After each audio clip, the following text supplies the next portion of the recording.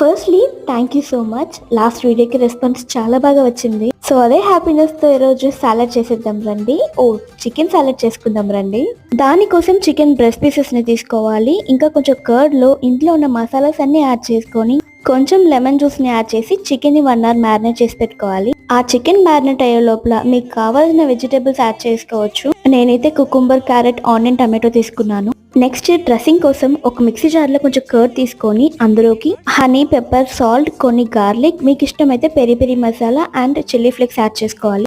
Last లో కొంచెం కొత్తిమీర వేసుకొని మిక్సీ చేసి పెట్టుకోవాలి. అంతే మన డ్రెస్సింగ్ రెడీ అయిపోయినట్టే.